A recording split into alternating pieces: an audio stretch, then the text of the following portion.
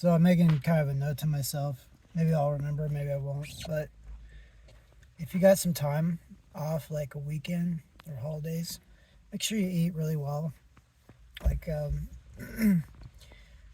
what I didn't do is I didn't eat that well. I didn't have energy to do many projects. And it takes a while when you eat something or drink something for your body to process it.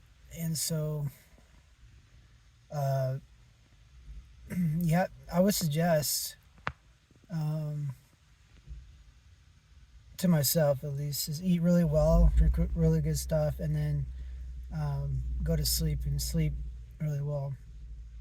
And then when you wake up, you'll have all the energy you need to do some projects. Because this last weekend, I didn't do hardly anything. I did do a lot of sleep, but I didn't eat well, so I didn't have energy. And so it's kind of a note to self. As far as projects means, that means like making YouTube videos or hooking up solar voltaics or making little progress on cleaning up, spring cleaning and stuff coming up. So be well aware of that. I guess it's mostly to myself. Um, it's not just sleep, but you also need to eat well. And what I mean by eat well, I'm personally I'm an omnivore, so that means eating um, better quality things, not just like chips or sugar water or something. Don't that's not gonna cut it. Um, I would almost say eat a lot of protein and make sure you have balanced nutrients and things like that. Maybe take a multivitamin, junk like that. That way, when you wake up from your rest, you'll be fully rested, fully what do you call them?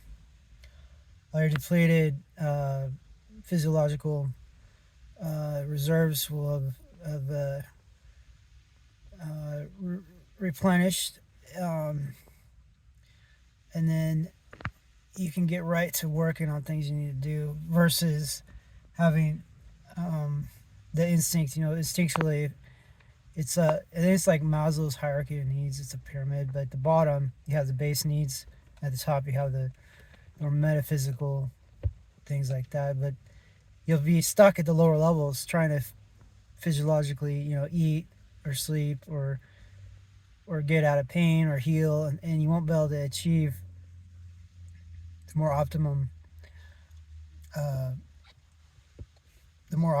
uh, scenarios where you need to be fully cognizant and alert and have procession and all that, especially having to do with intricate tasks.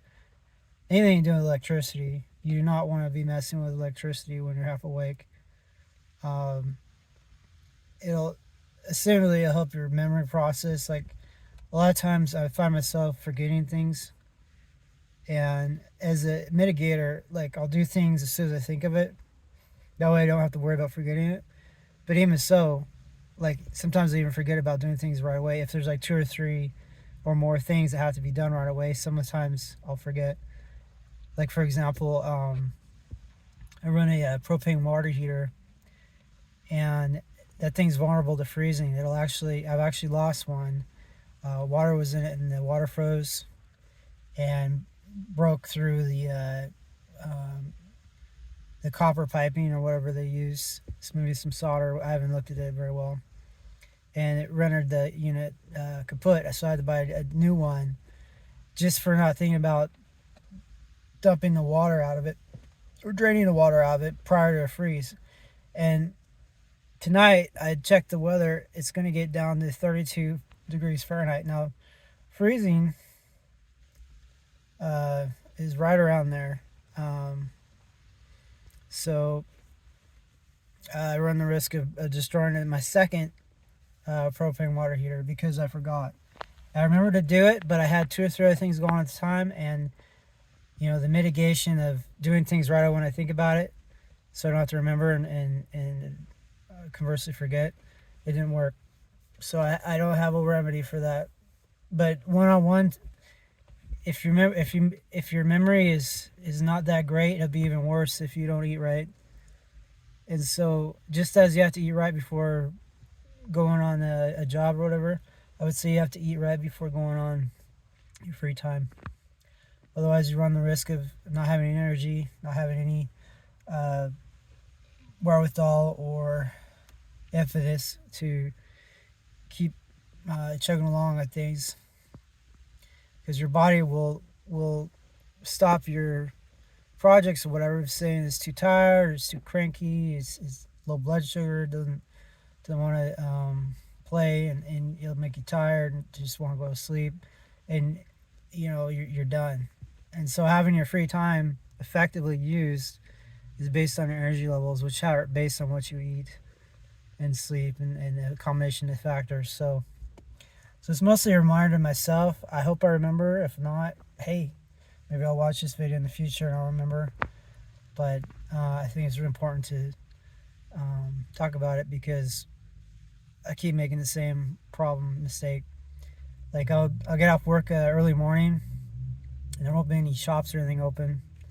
And so if I don't have anything ready to go at home, there's no eating or anything like that going on. Then I wake up hungry, and then I don't feel like going anywhere or doing anything. I just feel like going back to sleep.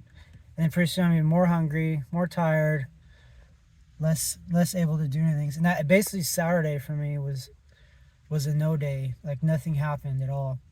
This weather's not helping either. It's been weeks and weeks of this overcast. You see that?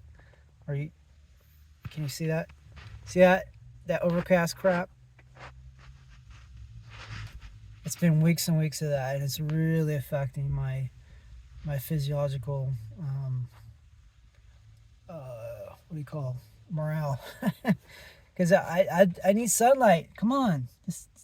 Why do I even live here? It doesn't make any sense. It's like living in, like, 6 months out of the year it's winter. It's like, who would want to live here? It's so expensive. So I did ask an AI. I'm using Google Gemini Advanced, and I asked what would be the best place to live if you're in the United States or the territories, and had some really good answers. If you wanted to go with just solar or having the most solar, and you can ask it too. I'll let you know. But it did mention Guam as a good place to live if you wanted to have the most solar hours per year. So that's interesting. I know the Marine Corps built a huge